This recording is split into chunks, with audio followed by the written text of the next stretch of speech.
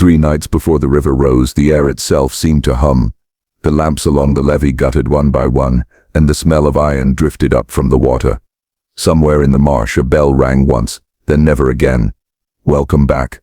Before we continue, like, subscribe, share. The first folio of the Vandermeer record was found in 1974 during the renovation of the old courthouse in Natchez. It was wrapped in oilcloth, sealed with wax, and marked simply 1834 private. The handwriting was precise but erratic, its ink browned by humidity and time. Scholars at the State University catalogued it as a domestic medical diary, though no one could quite agree whose hand had written it. Some claimed it belonged to Dr. Silas Vandermeer, a physician of modest reputation whose plantation once stood 20 miles upriver. Others suspected his daughter Eliza, who vanished in that same year under circumstances no record fully explains.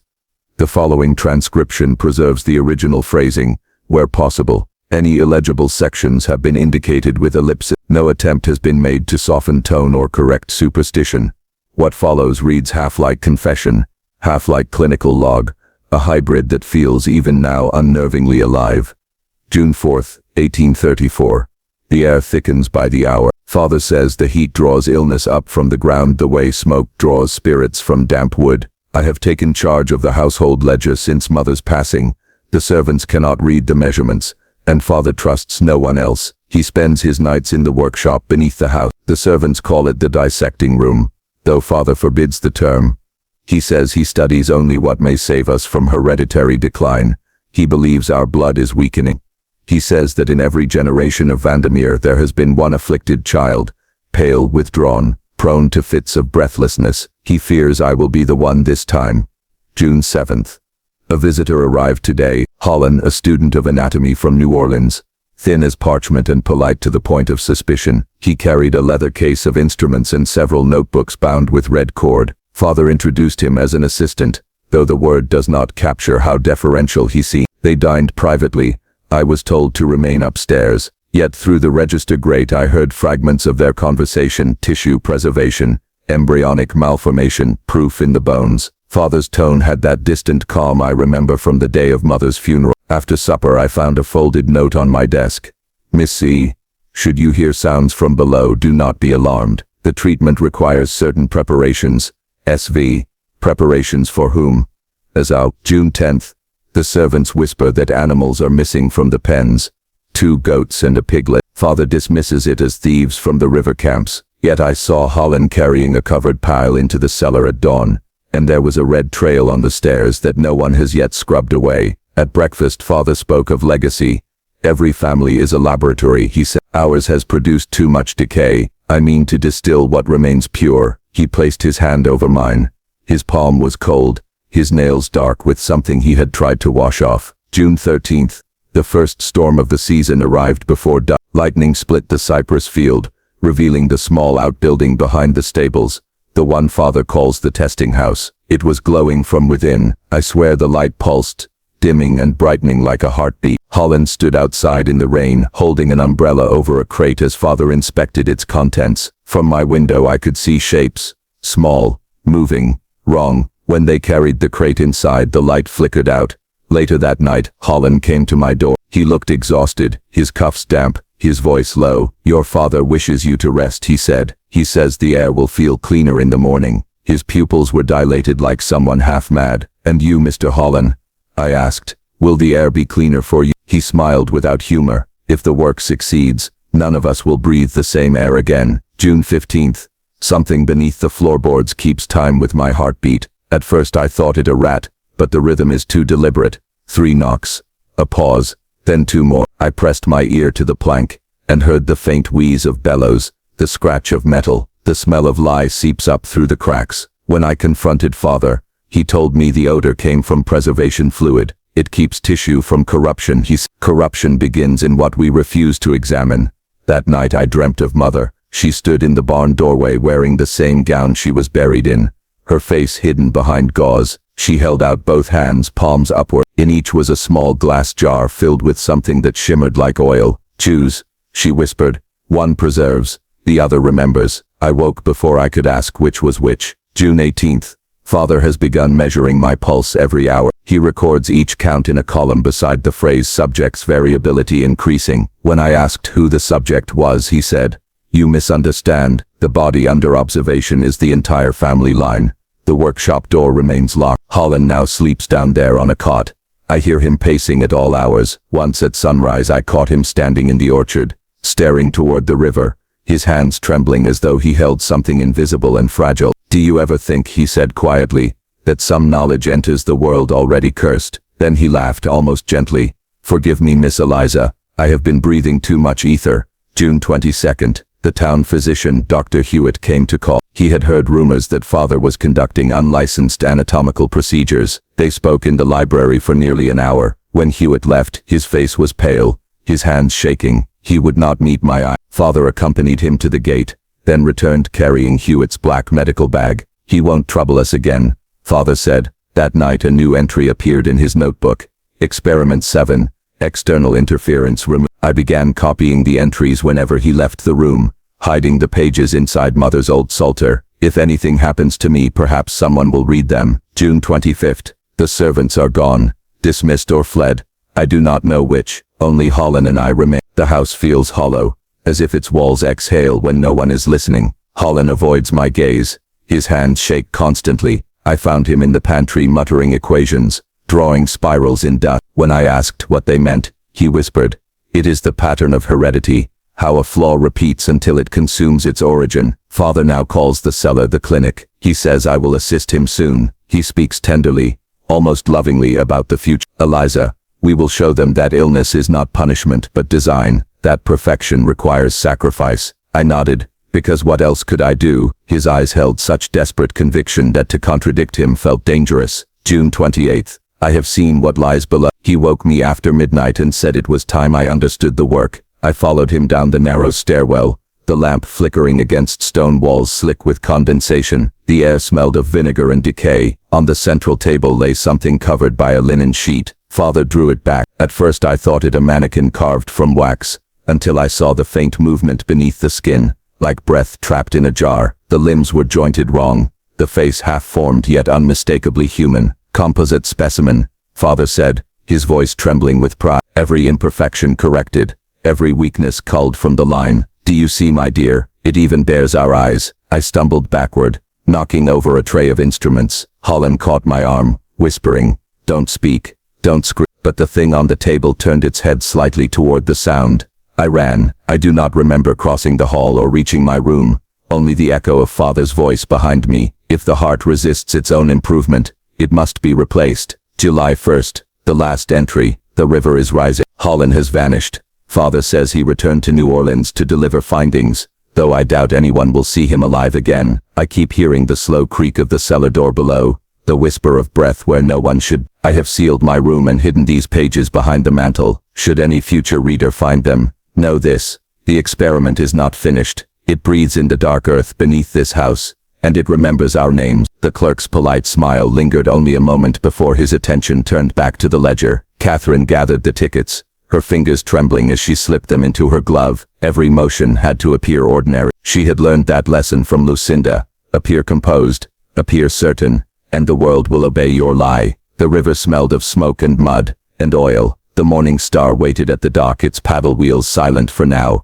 its iron belly already steaming with the coming dawn. Men shouted to one another as crates were loaded and ropes secured. The city of Natchez was waking, and so too was the danger that came with it. Joshua kept his eyes low. Samuel carried the small trunk that held their food and supplies, and Catherine moved with the assured gait of a woman accustomed to being obeyed. Only Daniel's absence pressed against her mind like a wound she could not stop touching. She could almost hear his voice whispering from the barn, "Go, don't look back." At the gangway a uniformed officer inspected their papers. Catherine handed them over, smiling faintly in the way her mother had taught her, the smile that signaled wealth and impatience. The officer barely looked at Joshua or Samuel. Property did not require attention. He stamped the papers, returned them, and stepped aside. They were aboard. For the first time in her life, Catherine crossed a threshold of her own making. The wooden planks of the deck creaked beneath her feet. She breathed the river air and felt the first fragile taste of freedom. A freedom so thin it could be torn apart by a single suspicious glance. Their cabin was small but private. A narrow bed, a wash basin, a window with warped glass that looked out over the river. Below, Samuel and Joshua were assigned to the cargo hold with the other enslaved laborers traveling under owners' names. When the door closed behind her, Catherine pressed her back to it, her breath coming hard and uneven. They had done it. When the whistle blew and the steamboat pulled away from the dock, Catherine watched the shoreline drift backward until the plantation lands blurred into mist. The rising sun turned the water gold, indifferent to the lives it carried. She imagined Lucinda waking, expecting to find her obedient daughter in the barn. The thought brought both terror and satisfaction. By noon they were halfway upriver. The steady rhythm of the paddle wheel was almost hypnotic. Catherine stayed mostly in her cabin, venturing out only when necessary. Her role as a mourning widow gave her cover. Grief was a fine excuse for solitude. That evening, Joshua managed to slip from the cargo deck under the pretense of carrying her luggage. He entered the cabin quietly, closing the door behind him. "You should eat," he said, offering her a small bundle of bread and dried fruit from their provisions. "I can't," she replied. "Not yet. Not until we know we're safe." Joshua looked at her, the candlelight flickering across his face. "Safe," he repeated softly. "Do you think such a thing exists for people like us?" For a long moment, neither spoke. Outside, the whistle blew again, long, mournful, like a warning carried across the darkening river. They made good time that night, the morning star gliding through the current like a ghost. But in the early hours, as Catherine dozed in her chair, a knock sounded at her cabin door. "Mrs. Kellerman?" The voice was courteous, official. "Apologies, ma'am. Routine inspection. May I enter?" Her blood ran cold. She forced calm into her voice. One moment, she opened the door to find two men, the ship's purser, and a second in a gray coat, carrying a folded notice, sealed with wax. "We've received communication from Natchez." The purser's, a description matching your party, 1 widow, 3 servants, was posted at the dock shortly after we departed. A matter of theft, and possible fraud. Catherine's mind raced. Lucinda. Somehow the alarm had been raised faster than they'd imagined. She met the purser's gaze evenly. "You accuse me of fraud." "Not directly, ma'am," the purser said, "only that the authorities wish to verify the legitimacy of your documents. My husband's death and my travel arrangements are my own affair," Catherine said, letting indignation sharpen her tone. "Do you truly intend to inconvenience a lady of means because of some rumor whispered by dock hands?" The purser hesitated. The second man, the one with the gray coat, stepped closer. His eyes were sharp, calculating. "Forgive me, ma'am, but the notice was signed by Miss Lucinda Kellerman herself." Catherine's breath caught. "My mother-in-law," she said quickly, "a woman of unstable disposition. You may take this as confirmation of her illness. I fled New Orleans precisely to escape her obsessions." Her lie hung between them like a fragile thread. The purser shifted uneasily. The gray-coated man frowned, then finally nodded. "Very well, Mrs. Kellerman, but we'll need to hold your papers until arrival in Memphis. Verification only." "As you wish," she said, every nerve screaming in protest. When they left, she locked the door and sank to her knees. Joshua found her there minutes later, shaking. "They know," she whispered. "She's already searching." Joshua knelt beside her. "Then we changed the plan." By the next morning, the Morning Star docked briefly at a riverside trading post to take on cargo. Samuel joined them in the cabin under cover of helping with luggage. He had heard whispers among the crew, 2 riders on the riverbank, carrying letters from Natch. "They're sending men to meet the ship upstream," he said. "If we stay aboard, we'll be caught before nightfall." Catherine stared out the porthole at the dense forest lining the river. The shore was close enough to swim to. "We get off here," she said, "before the ship departs again." Joshua frowned. "Into the woods, without papers, without supplies. It's that or a hangman's rope," she said. "Lucinda wants to control the story. She won't let us reach a court alive." They moved quickly, Catherine dressed in simpler clothes, binding her hair beneath a bonnet. Samuel and Joshua slipped over the rail under the pretense of unloading crates. When the whistle signaled departure, the 3 of them were already gone, vanishing into the cypress trees as the Morning Star pulled away. The forest swallowed them whole. For days they traveled north by land, following the river's edge when they could, sleeping in abandoned cabins or beneath trees. Rain came hard on the 3rd night, drenching their clothes and turning the ground to mud. Samuel fell ill with fever. Catherine tore strips from her petticoat to cool his forehead. "We're close," she told him, though she did not know if it was true. "There's a free town beyond Vicksburg. They'll help us." Joshua watched her tend to Samuel, his expression unreadable. "You were never meant for this life," he said quietly. "You could turn back, say we forced you." She silenced him with a look. "If I wanted to turn back, I'd never have left." They found an abandoned river shack the next day, little more than a roof and a hearth. Catherine built a small fire. As it burned, she pulled the hidden documents from her coat lining, her father's will, the forged letters, Lucinda's secrets. The parchment was damp but legible. "This," she said, holding them toward the light, "is what she fears most. Not my escape, but the truth." Joshua crouched beside her. "Then we keep it safe until we find someone who'll listen." Outside, the forest hissed with rain. Inside, 3 fugitives sat by the fire, their shadows long and thin against the wall. Hope was a dangerous thing, but for the first time it didn't feel impossible. At dawn, hoofbeats echoed in the distance. Catherine froze. Joshua peered through the crack in the door. "Riders," he whispered. "2 of them. They've tracked us." There was no time to gather belongings. Samuel, still weak, tried to stand. Joshua pulled him up. "Through the back," he said. "Follow the river. I'll hold them." Catherine grabbed his arm. "No, we stay together." But Joshua shook his head. "You said yourself, we survive first, then justice. Go." The first gunshot shattered the morning. Catherine screamed, dragging Samuel into the trees as smoke curled from the cabin behind them. She didn't look back, not until the second shot, the one that echoed too long, too final. Then silence. They ran until her lungs burned and her skirts tore. When at last they stopped, the river was before them again, wide and gray and endless. She fell to her knees. Samuel knelt beside her, coughing. "He bought us time," he said. Catherine looked at the papers clutched in her fist, the proof of everything, the testament of her father, the indictment of her mother, her vision blurred with rain and grief. "Then we use it," she said through her tears. "We make sure the world knows what Lucinda Kellerman." Far downstream, smoke rose from the direction of the cabin, curling into the pale morning sky like a ghost refusing to rest. When dawn broke over the river's curve, the forest lay cloaked in mist. Catherine felt the river's murmur beyond the trees and wondered how far they had come. Joshua did not return. The smell of smoke and ash, hung in the air like a confession. Samuel leaned against a moss-sprinkled log, pale and shaking. The fever had wrung him nearly dry. Catherine tore a strip from her undergarment, soaked it in water, and bound it at his brow. His breathing rattled like dried twigs in a wind. "I thought I might lose you, Miss Catherine," he said in a faint voice. "You mustn't think that," she replied through wet cheeks. "If you lose me, there is no proof. There is no one left to tell what has happened." She unwrapped her skirts and revealed the documents wrapped in oilcloth. She laid them in his lap, her father's will, forging agreements, letters of inquiry, and watched his brow crease as he examined each line. "These were hidden in my mother's dressing table," Catherine whispered. "She destroyed the signature of my father. She pretended the plantation was hers when it belonged to me. She treated me as faulty soil to be irrigated."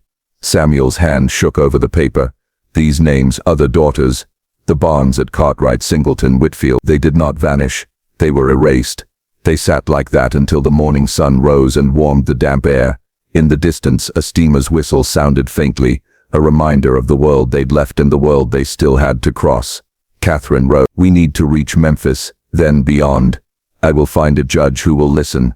I will make Lucinda answer for what she has done." Samuel nodded. He tried to stand but faltered. Catherine supported him. They moved slowly through mosswood and broken shrubs, following faint paths toward the river. By midday they came upon the wreck of a flatboat, capsized and abandoned, filled with broken crates and tangled rope. It served as brief shelter. Catherine used her bonnet to fan Samuel's fever and pour water over his arm. She watched the river from the broken prow, its surface rippling in crystalline patterns. At evening's twilight they reached a small riverside settlement, a hamlet of clapboard houses and a single general store. Catherine's heart hammered. To enter civilization again was to risk discovery. She wrapped the oilcloth around the documents closer, stepped forward and knocked. A slim woman opened the door. Her face was lined, her eyes sharp. Catherine spoke. "Madam, I pray your kindness. My companion is ill, and we have traveled far." The woman nodded carefully. She offered them a modest room and a bowl of broth. Samuel rested while Catherine paced the floor, listening for whispers of the night. She slipped out before midnight to visit the store. Among the goods she recognized the name Holland & Co., Anatomical Instruments, New Orleans. Her heart caught. She had never seen her father's workshop inventory, but she knew the brand. She realized Holland was not merely assistant, but vendor in instruments. The connection meant everything. Back in the room she sat beside Samuel. "I suspect Holland was my mother's accomplice," she told him.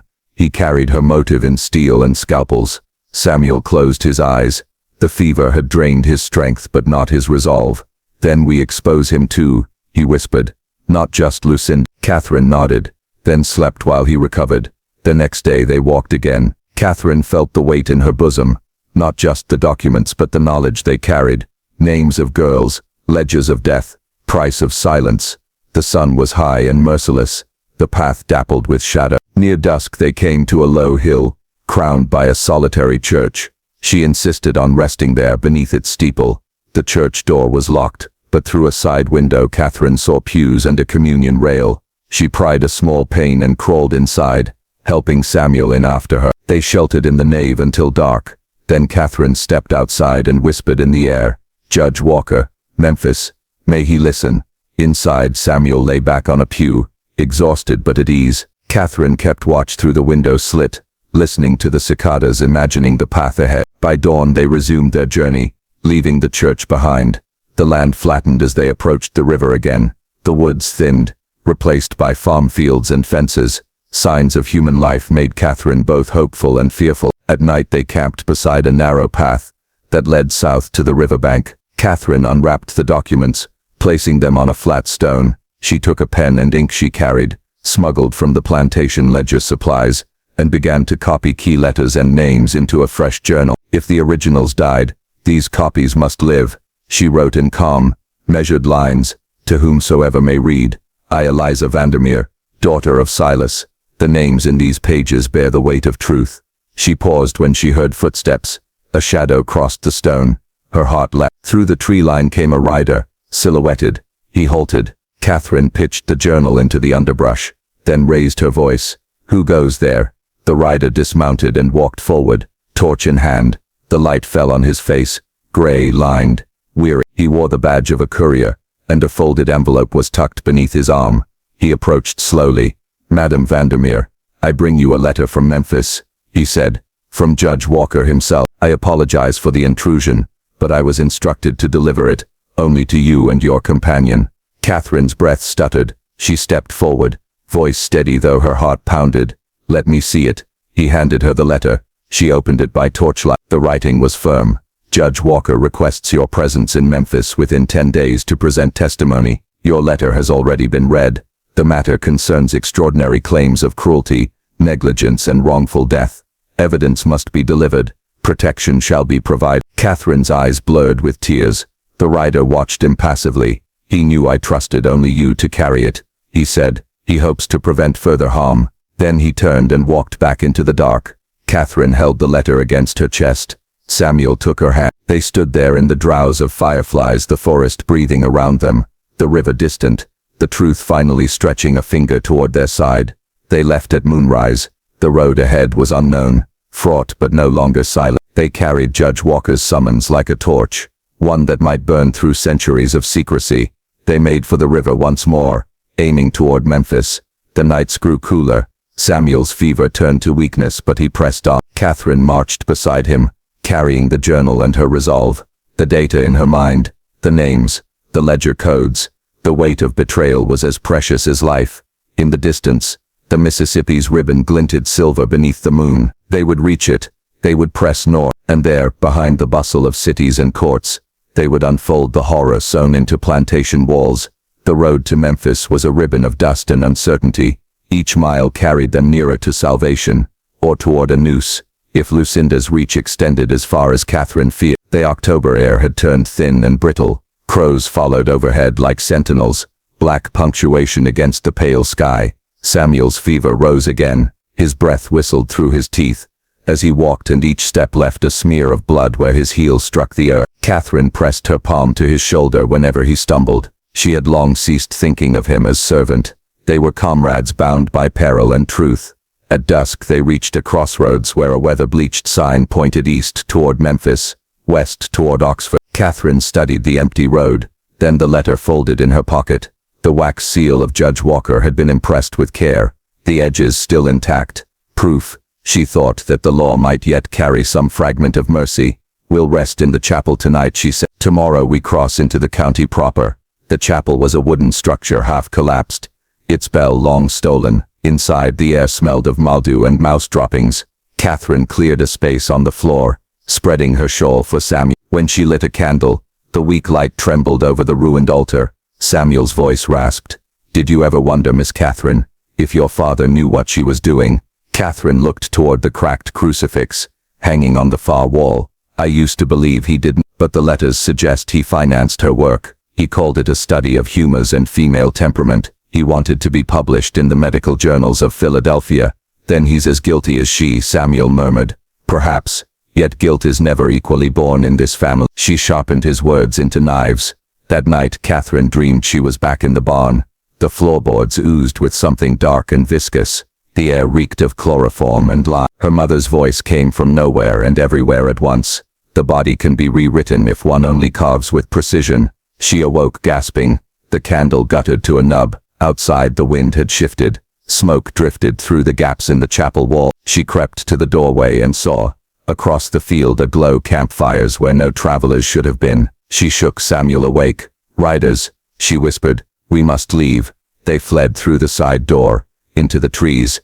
The moon hid behind clouds as if ashamed to witness them. Catherine led, clutching the packet of papers to her chest.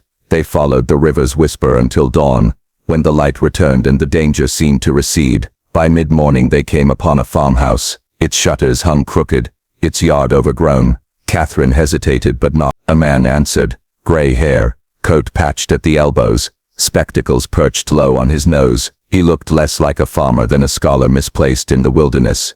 "You're traveling north," he said without preamble, "and you look as though chased by your own ghost." "We seek Judge Walker," Catherine said. "My name is Eliza Vandermeer. This is Samuel. We carry evidence of grave crimes."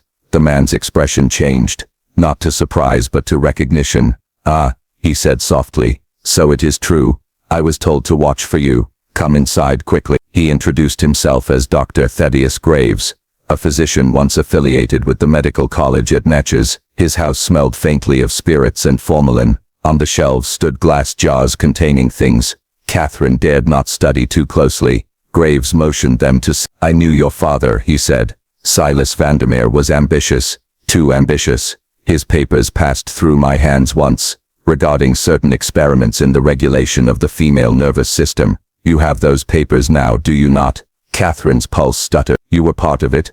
"I advised restraint," Graves replied. "Your mother did not share that virtue. She believed suffering was a sacrament." He rose and crossed to a cabinet. From within he drew a small box lined in velvet.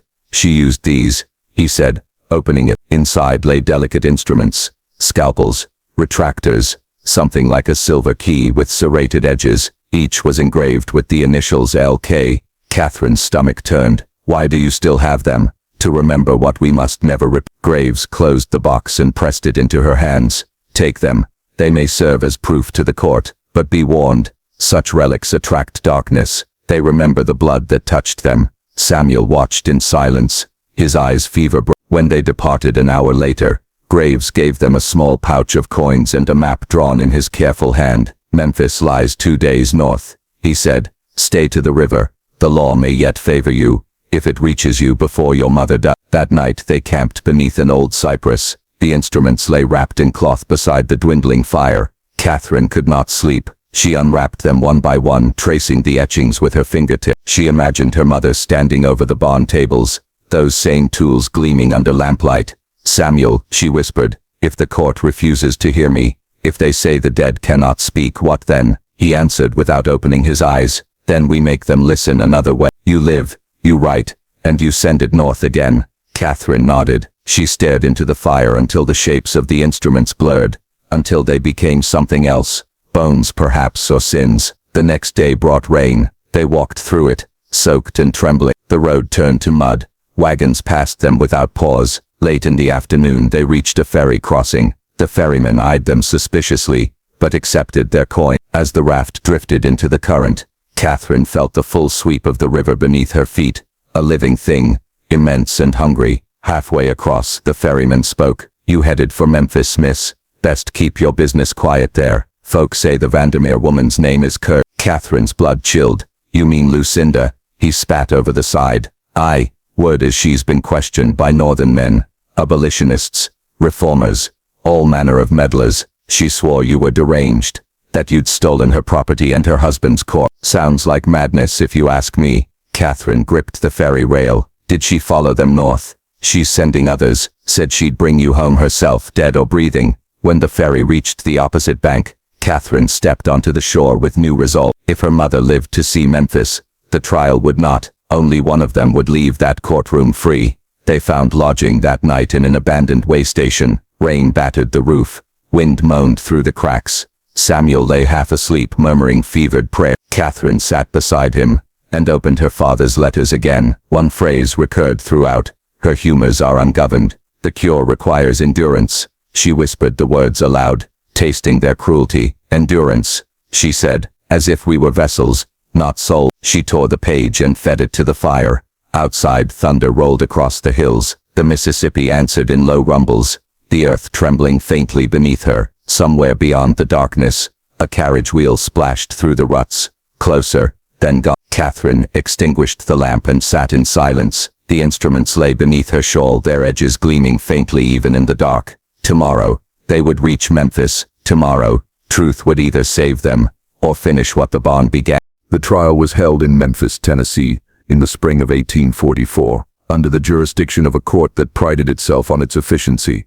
The papers called it the Kellerman case, though what it truly was, no one dared name aloud. By the time Catherine was brought to the courthouse, pale and trembling beneath a borrowed shawl, the city already buzzed with rumor. Lucinda Kellerman had arrived 3 days earlier, escorted by her attorney and 2 guards, her composure unbroken. She wore mourning black, though no one had died. Not yet. To the men of the court she appeared the very image of a respectable widow wronged by a disobedient daughter. To Catherine, seated across the aisle, she looked like a ruin made of bone and malice. Joshua, Samuel and Daniel were not in the courtroom. They had been seized weeks before, tried under plantation law, and their fate sealed in a single afternoon. The official record lists only the phrase transferred for disposition. No further mention appears in the archives. Catherine testified for 4 hours. She spoke quietly but without hesitation. She told the court of the barn, the regimen, the forced labor disguised as moral correction, and the long weeks of starvation. When she reached the part about her pregnancy, her voice faltered. The courtroom shifted uneasily. Some women in the gallery looked away. The judge's gavel struck once, sharp as a pistol shot. Lucinda's lawyer rose. "Your Honor," he began, "this is a delusion, a girl's hysteria, the product of disordered humors and weak constitution. The defendant is a woman of science, whose only crime is excessive devotion to reform." Lucinda inclined her head as if receiving a compliment. When the verdict came, it was neither victory nor justice. The court declared Catherine unfit to manage her own affairs and remanded her to the custody of a distant relative in Nashville. Lucinda was fined a negligible amount for improper application of corrective discipline. Within weeks she was back in her home, her journals sealed in the family vault. Excerpt from the private papers of Dr. Nathaniel R. Avery, 1845, Lucinda Kellerman of Louisiana, concerning her theories on female indolence and curative labor. She seeks publication in the Journal of Medical Ethics. Her language is precise but troubling. Recommends caloric deprivation, confinement, and repetition of exertional tasks to induce penitence. I advised against it. She replied that my objections were sentimental, not scientific. March 22, second letter. She claims to have perfected her protocol. Includes diagrams of restraints and dietary schedules. Mentions 4 subjects, initials only, AM, CR, HB, CK. I suspect the last is her daughter. I have written to request clarification. No response. The letters were found decades later, in a tin box behind a false wall in Dr. Avery's former residence. Each bore the same neat, slanted hand. Each ended with Lucinda's favored closing. Order is mercy. When Catherine's child was born in the winter of 1844, she named her Clara, after her grandmother, the only kind woman she remembered from childhood. She never told anyone who the father was, though the truth lived in her eyes. The relatives who housed her considered the child a burden, a living emblem of disgrace.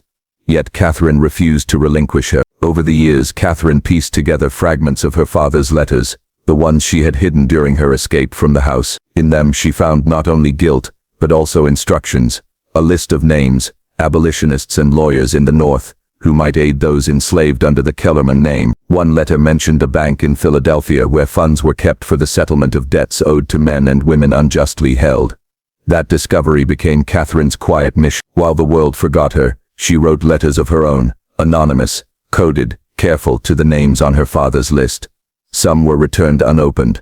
Others, miraculously, were answered. Letter from Catherine K. to Miss Elias, North Philadelphia, undated circa 1851. Sir, I write in confidence, for I am the daughter of a woman whose name you may know. My father intended freedom for many who never received it. His papers were hidden, but I have found that among them are documents of ownership for 32 souls still held under the Kellerman Trust. If you are the man my father believed you to be, I beg you to see these papers placed where they might do some good. I cannot risk my name or my child's, but I will send what I can through trusted hands. The money too is not mine, it belongs to those who labored for it.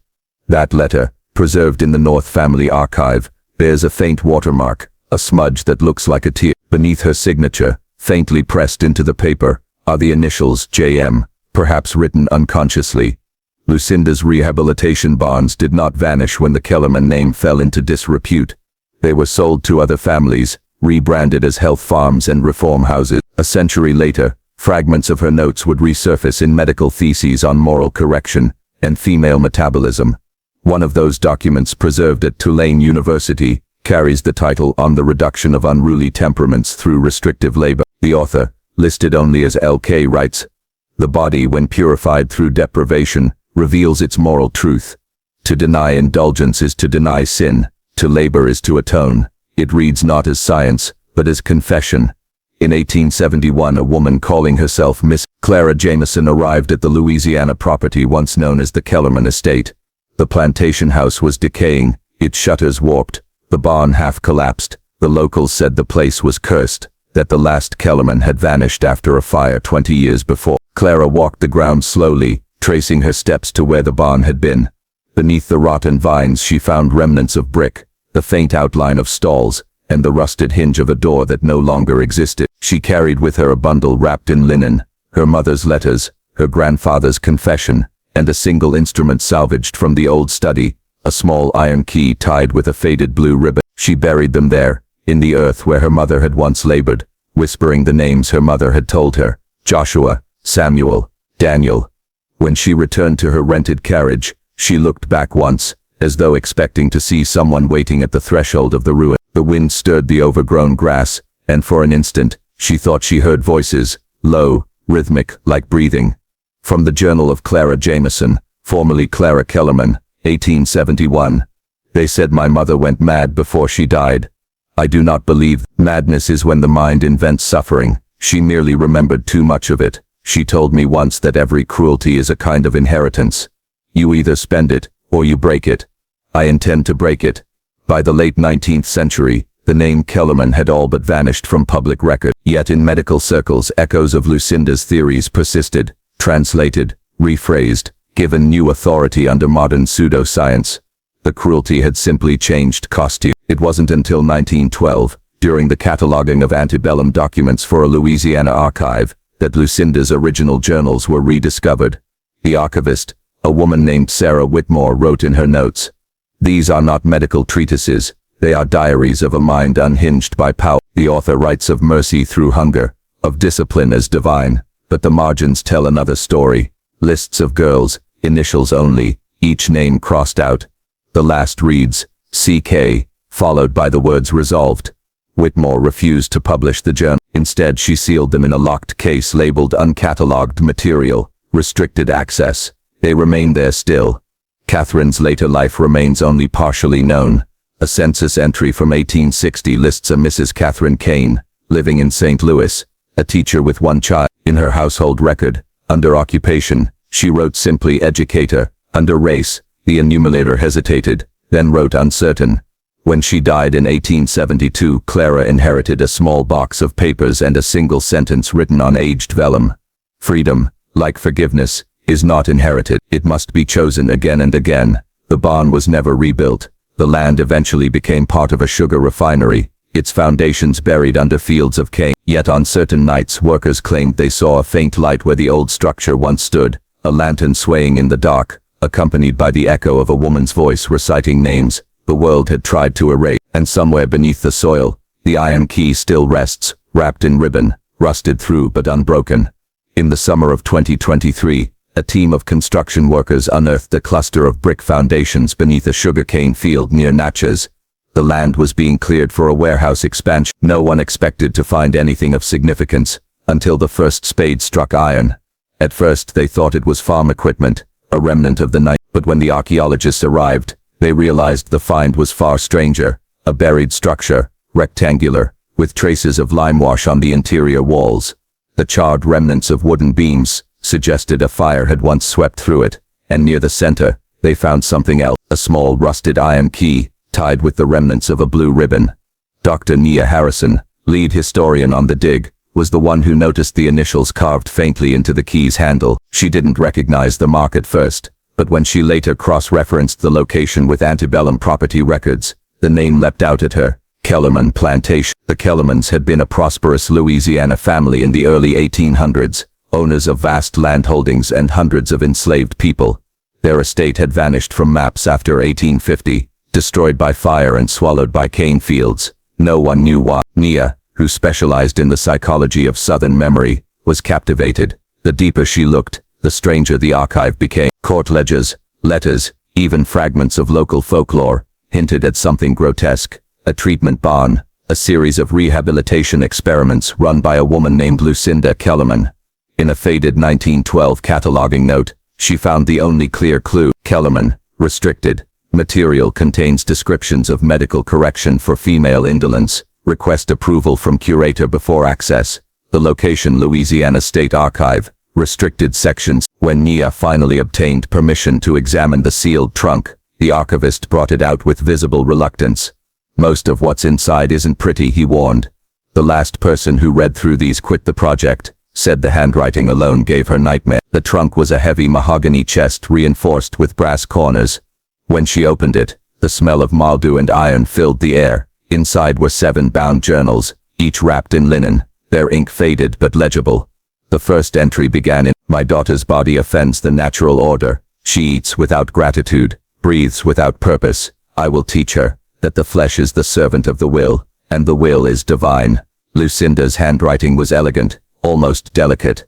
The sentences read like scripture warped through madness. Page after page chronicled her treatment regimen: fasting, labor, correction. Her tone was coldly clinical, but in the margins, a second hand appeared, shaky and desperate. The words repeated like a prayer: "Please stop, she is dying." The signature beside it read C. That night, Nia stayed in the archive after hours, reading by lamplight. The deeper she went, the more the story unfolded, not only of Catherine and her mother, but of 3 men whose names appeared over and over again: Joshua, Samuel and Daniel. The entries followed the same terrible rhythm: observation, punishment, denial, then abruptly, silence. No mention of what happened to them, just a final line written months later. The experiment concluded, the body restored to order, the barn purified by flame. But the most chilling discovery came in the final journal. Between its last 2 pages, Nia found a folded scrap of paper, fragile, water-stained, nearly crumbling to dust. Written in a child's hand: "If you find this, my name is Catherine Kellerman. She said I was unfit to live, but I live. Tell them what she did to us." The return.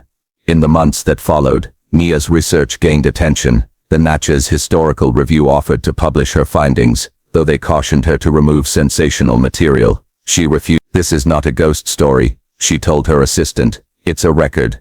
The ghosts are just the ones history tried to erase." Yet as she continued her investigation, strange patterns began to emerge. Reports of illness among the dig team, tools going missing, equipment failing near the excavation site. One night, a guard swore he saw lantern light flickering across the field. "A woman," he said, "in a black dress, just standing there." When Nia returned to the dig the next morning, she found a new hole in the ground, narrow, deep and freshly dug. At the bottom, half buried in the soil, was an old wooden hairbrush carved with the initials. That night she couldn't sleep. She dreamt of a barn burning, of 3 shadows standing in the doorway, and a voice, female, weary, but resolute, saying, "You found us, don't let her win again."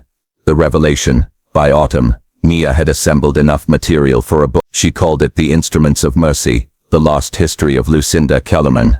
But as she prepared her manuscript, she noticed something unnerving. small edits appearing in her digital files, words she hadn't written. In one passage describing Catherine's escape, the phrase "she ran into the night" had been changed to "she was carried." In another, "they reached the steamboat," now read, "they never left the barn." She thought it was a glitch, until she checked the metadata. The edits were time-stamped at 2:14 a.m., the exact hour she'd woken from her dream of fire. Mia's rational mind told her it was impossible, but a part of her, a historian's intuition sharpened by months of sifting through the dead, knew better. History resists silence. Sometimes it rewrites itself. The reckoning. On the last day of the excavation, a storm swept through Natchez. Heavy rain turned the dig site into mud. As workers packed up equipment, Mia stayed behind, unwilling to leave. She felt drawn to one corner of the site, the section that had once been the barn's foundation. Kneeling in the mud, she traced her hand over the bricks. They were warm. A low sound rose from beneath the earth, not a voice but something like breath. She felt it vibrate through her fingertip. Then faintly she heard words. "Tell them, all of them." Lightning flashed, the rain thickened, and in that moment, Mia saw impossibly a flicker of faces reflected in the puddled water. A young woman with haunted eyes, 3 men standing beside her, and behind them, a shadow that looked like fire wearing human form. When she blinked, they were gone. Only the mud remained, but in her hand lay something new, a piece of vellum, soaked through yet unmistakably real.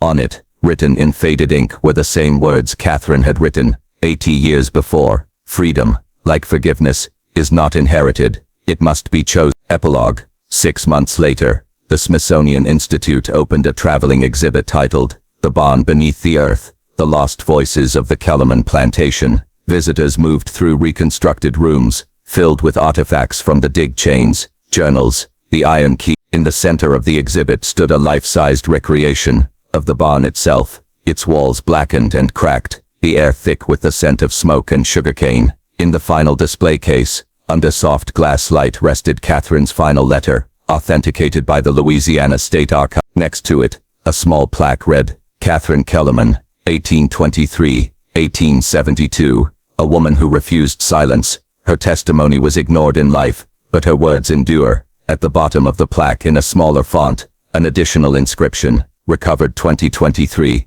donated by Dr. Nia Harris." Every evening, when the museum lights dimmed, guards reported faint sounds from the exhibit hall, a woman's voice whispering names, the soft creak of wood, the steady rhythm of breathing. Most said it was the ventilation system, but those who had read Catherine's journals, those who had seen the initials carved into the iron key, knew better. The past does not vanish, it waits, beneath the soil, beneath our stories, beneath every polite silence that calls itself history, and when it is finally uncovered, it's... The first sign that something was wrong came 3 weeks after the exhibit opened. Dr. Nia Harrison began receiving letters. They were written in looping 19th century cursive on heavy paper that smelled faintly of camphor. No return address, only a postmark, Natchez. The first said simply, "Ice. You should not have disturbed her." The second, "She was never buried." The ground rejected her. At first she assumed it was a crank, someone reacting to the publicity around the exhibit, but when she compared the handwriting to the samples she had photographed from Lucinda Kellerman's journals, her pulse faltered. The slant of the letters, the elegant cruelty of the strokes, it was identical. She tried to reason with herself. Archival work attracts eccentrics. Any historian learns to ignore anonymous messages, but something in those letters pressed against her sleep. She began waking at odd hours, convinced she heard dripping water, then realized it was the slow tick of her office clock stretched into irregular rhythm, as if it too had forgotten the difference between seconds and centuries. At 2:14 a.m., always 2:14, her computer would turn itself on. Each time one file appeared open, the transcription of Catherine Kellerman's final deposition, and each time one line was newly underlined, though Nia hadn't touched it. She said the cure was to hollow the body until the soul could breathe again. By November, Nia could no longer focus on lectures or interviews. She told the museum board she needed one more survey of the original site. She drove back to Natchez through rain that seemed endless, the road dissolving into black water. When she reached the field, it was half flooded.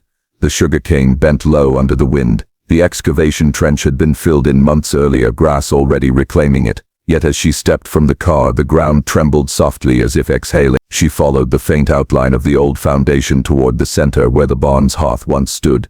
There in the mud she found a small glass vial, stoppered, cloudy but unbroken. Inside floated a slip of paper. Under her flashlight she read the words, "Specimen, Catherine Illner, surviving subject. Result indeterminate." Her stomach turned. The vial was new, the handwriting modern.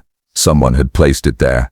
The interview. 2 days later, Nia tracked down Daniel Whitfield, a descendant of one of the men mentioned in the Kellerman record. He was 83, nearly blind, living in a nursing home near Jackson. When she told him who she was, he smiled weakly. "You found it, didn't you? The barn. I always knew somebody would." He spoke slowly, voice thin but steady. "My grandfather used to say the Kellerman women never left that place. He said the land remembers the shape of their cruelty. Every spring the cane grows red where the barn stood. The soil still drinks what they spilled." Nia asked if he meant blood. He nodded once. Whatever she did to those girls, she thought it was science. But it was worship, really. Worship of control. He took her hand, suddenly grip surprisingly strong. "Don't stay there after dark, doctor. The air changes. It lists the instruments." That night, back in her motel, Nia laid out everything she'd collected. Photographs, transcripts, artifacts. She arranged them in order, hoping the chronology might calm her. Instead, the documents seemed to pulse with coherence, threads converging across centuries. Lucinda's treatment notes described 7 instruments: a scale, a blade, a mirror, a spoon, a needle, a key, and a brush. Each tool had a symbolic purpose: to measure, to purge, to reflect, to feed, to mend, to open, to rest. In the exhibit, all 7 objects had been displayed together, but Nia now realized only 6 had come from the dig. The mirror was missing. She called the Smithsonian curator. He sounded bewildered. "What mirror? There was never a mirror listed in the catalog." Her throat tight. She remembered clearly placing it on the table during cataloging. A hand mirror with a frame of tarnished silver, its glass so clouded she couldn't see her own reflection. She checked her hotel bag out of nervous habit and froze. The mirror was inside, wrapped in linen, though she had never packed it. The reflection. Sleep became impossible. When she finally dared to look into the mirror, she saw nothing at first but mist. Then faintly a figure appeared. Female, shoulders hunched, face turned downward. The figure's lips moved. Nia leaned closer, heart hammering. A whisper rose not from the glass but from behind her. "Finish what I could not." The air smelled faintly of char and sugar. In the reflection, another form coalesced behind the first. A tall woman in black silk, expression severe, one gloved hand resting on the other's shoulder. Lucinda and Catherine, together, eternally bound in correction and rebellion. Nia dropped the mirror. It didn't shatter. The silver frame merely pulsed once like a heartbeat. The confession. She fled the motel at dawn and drove straight to the museum. Mirror wrapped in her coat. Security was changing shifts. No one stopped her as she entered the dim exhibition hall. The barn reconstruction loomed in the dark, its charred beams arching like ribs. Inside, the display cases gleamed faintly. She placed the mirror on the central table beside Catherine's letter. "I'm returning it," she whispered. "You can rest now." A moment of silence. Then the glass of the case fogged from within, as though something were breathing against it. Letters appeared in the condensation, slow, deliberate. "Not yet." The lights flickered. Somewhere deeper in the hall, the iron key clinked against its glass mouth. A low vibration shuddered through the floor. She backed away, knees weak. The fog on the case cleared, revealing new words etched faintly into the glass itself. "History must have witnesses."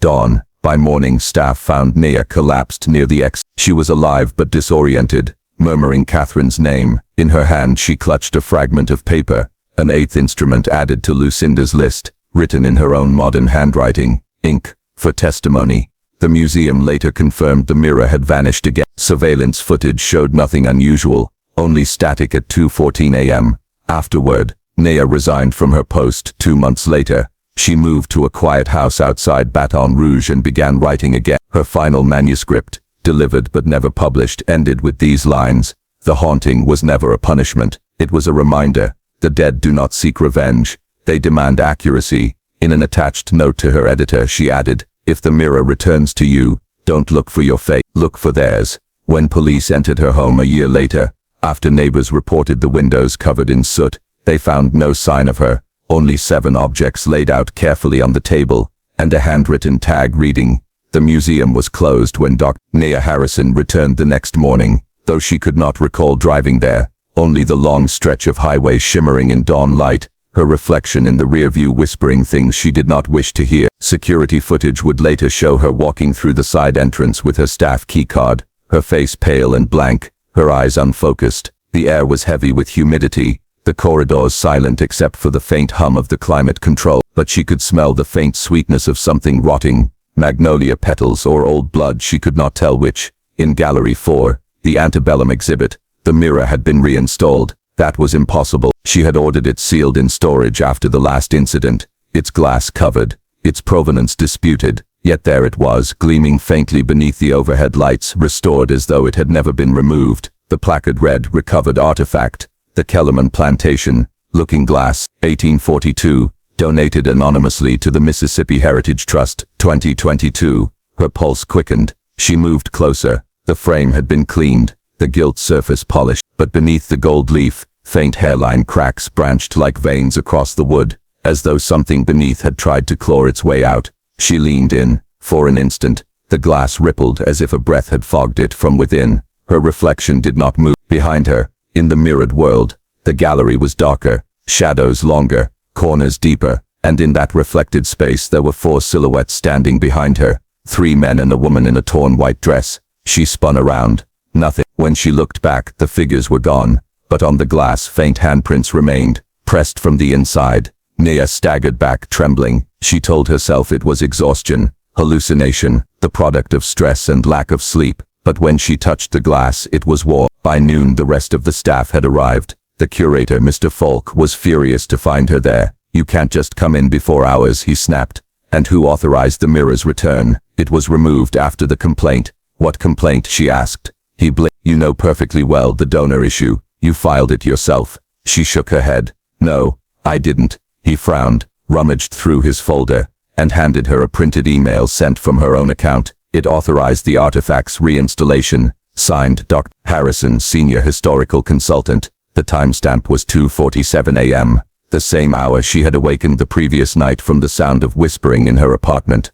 Her throat tightened. "That's not me." Falk only sighed, exasperated. "You need rest, Nia. Go home. Take the week off." But she didn't. Instead, that evening she went down to the museum's archives, alone. The sub-basement was a labyrinth of temperature-controlled corridors and sealed crates. The lights flickered faintly as she descended the metal stair. The deeper she went, the colder it grew, until her breath came out in faint clouds. She carried a flashlight and a notebook. She told herself this was an investigation, not an obsession, but she knew better. At the far end of the storage hall she found the crate that should have contained the mirror. Its label still read Artifact 1842 KLMNGLS. The lid was open. Inside, nothing but shards of brown paper and a single folded letter, yellowed with age. She unwrapped it carefully. The handwriting was spidery, elegant and unmistakably 19th century. "If this glass is ever found, know that it binds what cannot die. The faces within are not reflections, but remnants. To destroy it is to free them,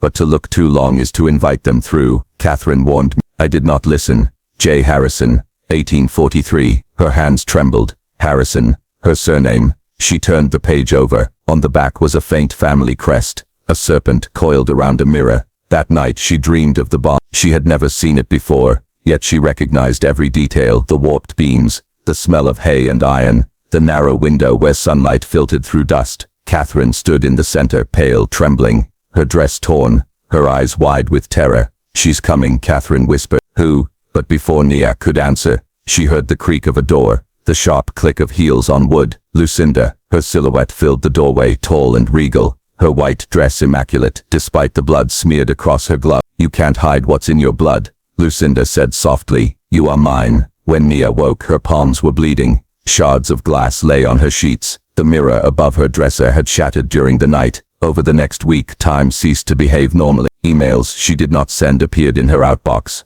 Voicemails left on her phone consisted of faint breathing and the scrape of metal. Her reflection began to move out of sync, lagging a half-second behind. She researched obsessively every database, every genealogy site, every archival record she could access. There it was, buried in parish registries from 1845. Jonathan Harrison, local physician, listed as attending doctor on the death certificate of Catherine Kellerman. Next to her name, in faded ink, cause of death, self-inflicted injury following prolonged confinement. But another note had been added in a different hand: body not recovered. She leaned back in her chair, heart pounding. The handwriting matched the letter she had found in the crate. It was near midnight when she returned once more to the museum. The security guard was gone. She had started to notice the guard was never the same person twice anymore. Sometimes it was an older man she didn't recognize. Sometimes a woman who refused to meet her eye. Tonight there was no one at all. The building was utterly silent. She walked straight to Gallery 4. The mirror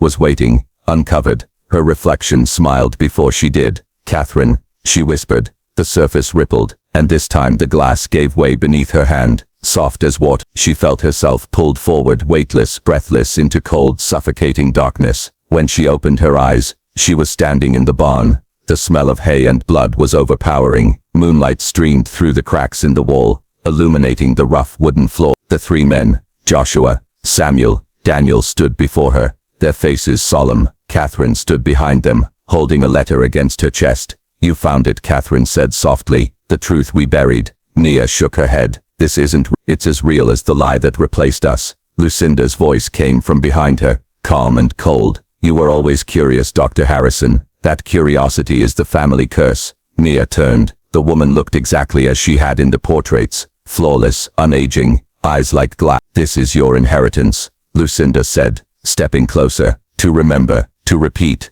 Nia raised her hand. "No, I am not you." Lucinda smiled faintly. "Then why do you wear my face?" Nia looked into the mirror that now stood where the barn door should have been. In it she saw not her own reflection, but Lucinda's, her features sharper, colder, and behind that reflection, the flickering images of every girl, every woman who had disappeared. Their mouths moved in silent unison. "Set us free." The glass began to crack, spider webbing from the center. Lucinda reached out, panic flashing across her face. "No, you don't know what you're." The mirror shattered. In the morning the museum was empty. Security found Dr. Harrison's badge and notebook on the floor of Gallery 4, scattered with shards of antique glass. Her car was still in the parking lot. No sign of forced entry, no struggle. The mirror was gone. Weeks later, an anonymous donation arrived at the state archives. A box containing handwritten letters, dated 1843, detailing the true history of the Kellerman plantation, the forged will, the disappearances.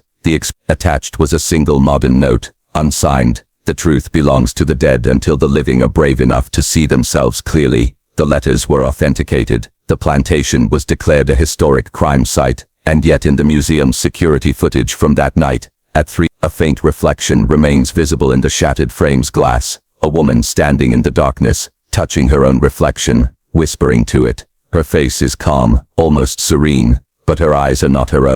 2 months after Dr. Nia Harrison's disappearance, the Natchez Chronicle ran a small article buried between advertisements for estate auctions and church bake sales. Fez, historian missing. Local museum investigation continues. Authorities are still searching for Dr. Nia Harrison, who vanished from the Mississippi Heritage Museum on July 4th. Her last known communication was an internal memo regarding the Kellerman Plantation exhibit. Police have ruled out foul play. The story died after 3 days, but in academic circles, whispers persist. A few of her colleagues received packages postmarked from obscure locations. Savannah, Baton Rouge, even as far as Philadelphia, each containing fragments of letters, copied in her handwriting. None of the return addresses were real. One of the letters read, "It does not end with Catherine." The bloodline carried forward, disguised, renamed, forgotten, but never severed. Lucinda's vanity became legacy. Her cruelty became inheritance. Every generation feeds it, often without knowing. I have seen the mirror's true purpose. It remembers us, even when we forget ourselves. No one knew what to make of it. 6 months later, a graduate student named Evelyn Marks arrived at the museum to begin her internship. She was 23, studying anthropology, with a fascination for unsolved histories. The museum had reopened its antebellum exhibit under a new name, Reckonings. Echoes of the Old South. The curator greeted her warmly. "You'll be assisting with artifact cataloging. We've recovered some materials from a private donor, papers, personal items, one rather unique piece of furniture." He led her to a newly renovated storage room. There, under a white linen cover, stood a tall gilded frame. "The mirror," Evelyn asked. "Ah, so you've heard the stories," the curator said, smiling faintly. "Superstitions, mostly. But yes, this is the one. Recently rediscovered in an estate sale outside Vicksburg. Beautiful restoration work." He lifted the cloth. The mirror gleamed softly, its surface clear, flawless. For a moment, Evelyn saw only her own reflection, wide-eyed, curious, but then just at the edge of perception, a faint shadow flickered behind her shoulder. When she turned, no one was there. That night she stayed late to finish her note. The museum's corridors were deserted, and the storm outside rattled the old windows. She found herself drawn back to the mirror, as though it were calling her name. She stood before it, tracing the ornate carvings, cherubs and vines, and what looked like a serpent coiled around a woman's throat. Beneath her fingertips, the wood felt faintly warm, pulsing, almost alive. On impulse she whispered, "Dr. Harrison." The lights flickered. Her reflection blinked, though she had. A faint whisper rose from somewhere deep within the glass. A woman's voice, low and trembling, speaking in fragments. "Blood remembers, truth waits beneath the skin." Evelyn stumbled back, heart pounding. She stared into the mirror again, but now her reflection was normal, pale, frightened and alone. She laughed shakily. "Too many ghost stories," she murmured, turning off the lights. Behind her, as the darkness settled, the mirror's surface rippled once like water disturbed by a breath. A week later she began seeing her reflection move a fraction too slowly. At first she thought it was her imagination, then a trick of the museum's old lighting. But then came the dreams, long corridors, the sound of weeping, a barn full of whispering shadows. In one dream, a woman in white reached for her through the mirror, murmuring, "Find the letters, finish what she began." Evelyn awoke with dirt under her fingernails. The next day she searched the archive. At the back of a filing cabinet labeled Kellerman Estate, Miscellaneous, she found a sealed envelope. Inside was a fragment of Nia Harrison's handwriting. "If the mirror returns, it will seek its blood. The line must be ended with fire." Attached was a photograph of Lucinda Kellerman's portrait. On the back, faint pencil marks outlined a family tree. Evelyn's eyes widened as she traced the lines. Lucinda to Catherine, Catherine to Jonathan Harrison, and then downward through generations, names branching and twisting, until one name at the bottom matched her own. Evelyn Marks Nee Harrison. Her mouth went dry. "No," she whispered. "That's impossible." But she knew deep down that it wasn't. The storm returned the next night. Evelyn stood before the mirror again, lightning flashing across its surface. In each flicker of light, her reflection shifted, first as herself, then as Nia, then Catherine, then Lucinda, each face layered upon the other like panes of translucent glass. "Tell me what you want," she whispered. The reflections spoke together, voices merging into one. "We want to be seen." The glass began to hum, a low, vibrating sound that rattled the frame. The room grew cold and the smell of magnolia and iron filled the air. Evelyn reached for the mirror, and for an instant, she saw through it, not into another reflection, but into the barn itself, its floor stained dark, its rafters groaning in the wind. Catherine stood there, holding a bundle of letters, her eyes full of sorrow. "End it," Catherine said. "Before she returns." Evelyn felt heat bloom beneath her palms. The mirror's frame began to burn, gold leaf curling away like paper. She stepped back as cracks spidered across the glass. Lucinda's face appeared in the reflection, screaming, "You cannot unmake what was made of you." The mirror exploded. Shards flew across the room, embedding in walls, scattering like frozen light. The fire alarm blared, sprinklers raining down in a hiss of steam and smoke. When security arrived, the storage room was aflame, but Evelyn was gone. The museum closed indefinitely for repairs. The official statement cited an electrical fault. The local news barely mentioned it, but in the weeks that followed, scattered reports surfaced. A charred frame found in the river near Natch, a young woman sighted walking barefoot along the levee, humming an old hymn, and in the window of an abandoned plantation house outside Port Gibson, a faint glow like candlelight reflected in glass. Years later, a documentary filmmaker researching lost southern estates would interview a woman in rural Louisiana who claimed to have something that belonged to Catherine. She brought out a cracked hand mirror, its surface dim but intact. "I found it after the storm," the woman said. "My grandmother said never to look in it at night, said if you do you might see the truth looking back." The filmmaker laughed nervously. "Do you believe that?" The woman smiled faintly. "Belief has nothing to do with it. The mirror believes in you." The camera caught the faintest flicker across the mirror's surface. Just a shimmer, like breath on cold glass.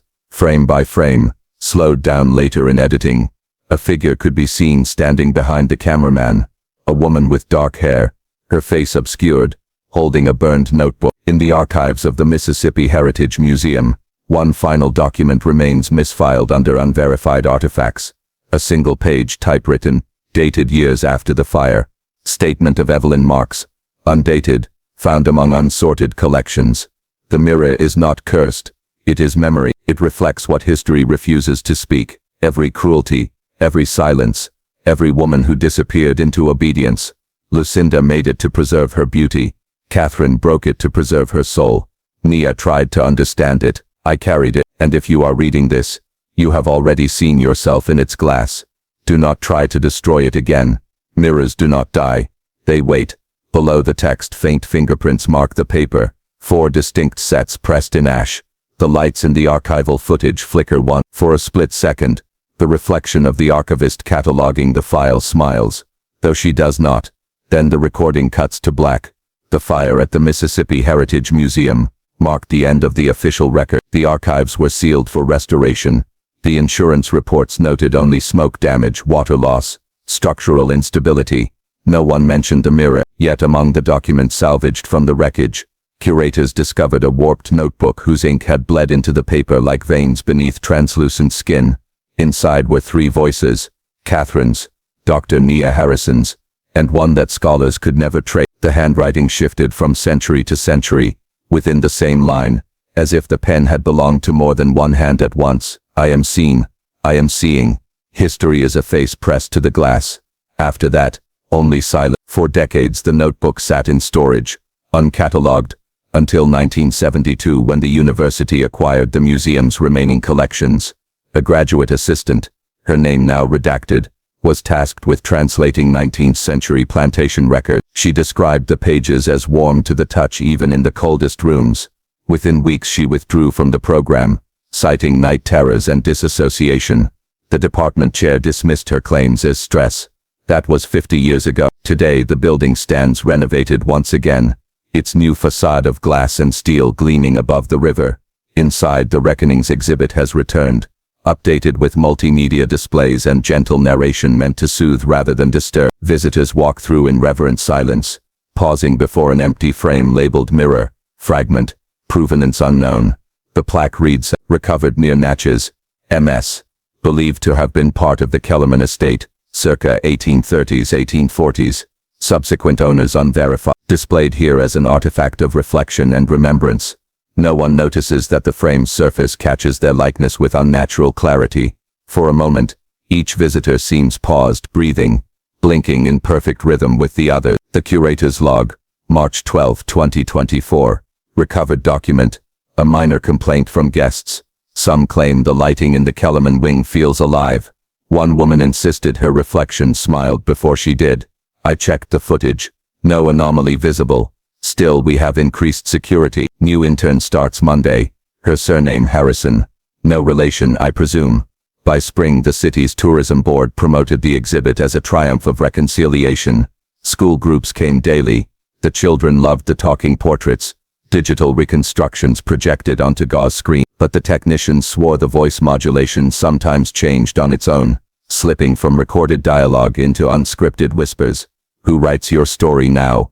Who taught you to forget mine? At the university library, a separate discovery stirred quiet controversy. The long-missing deposition of Catherine Kellerman, transcribed in 1844 during Lucinda's trial. The document had been misfiled under botanical study. Its final paragraph was an addendum, written in a trembling hand. If anyone should uncover the mirror again, know this. It was never glass but mercy, stretched thin. Break it, and we return. Seal it, and we walk. The archivist who found the note reported a faint reflection in the polished brass of the filing cabinet behind her. An unfamiliar woman wearing 19th-century morning dress. She took a leave of absence the next day. Letter from Dr. Marks to the Mississippi Historical Review. Unpublished draft undated. The notion of cursed artifacts demeans the seriousness of historical study. Still, one cannot deny the pattern. Disappearances, fires, identical handwriting across generations. The Kellerman papers whisper of hereditary performance. The daughters reenacting the mother's sin until recognition becomes annihilation. Perhaps the mirror is only metaphor. Perhaps that is worse. Her body was never found after the levee collapsed that summer. Rescuers reported seeing, under the floodwaters, something glimmering, a circle of light that looked for all the world like a face beneath the current. Night shifts at the museum are now automated. Only cameras keep watch. Security footage from last November shows the lights dimming in the Kellerman wing at 2:37 a.m. A shadow enters frame, indistinct, feminine. She pauses before the empty mirror frame.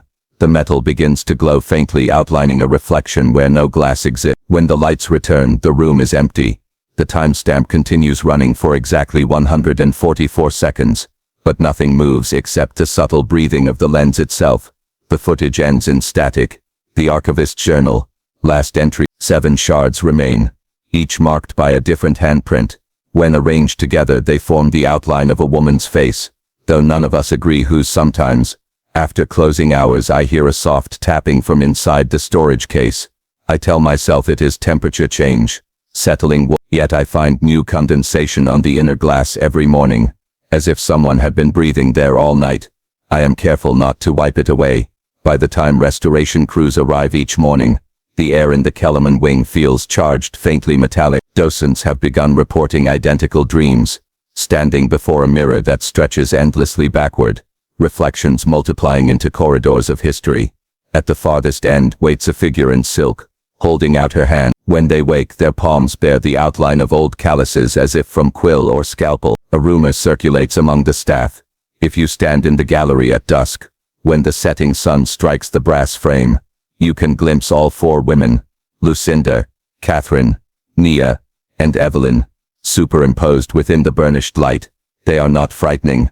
They are waiting for someone to speak their story aloud again, so they may rest, or so they may begin it anew. The museum closes each night at 7, but from the riverbank, passers-by sometimes notice a faint shimmer through the upper windows, like moonlight reflected on still water. And if you linger too long, the glow shifts, aligning perfectly with your own silhouette. For an instant it feels as though the building itself exhales. Then everything is dark again. Addendum. Filed without signature. Date unknown. Author unknown. Retrieved from digital server crash log. Every story becomes artifact. Every witness becomes reflection. We are not haunted by ghosts, but by documentation. And when the record looks back, when the archive begins to read us, we call it horror. Close the file if you wish. The mirror will open itself. Before we continue, like, subscribe, share. The tape cuts off with the sound of distant breathing.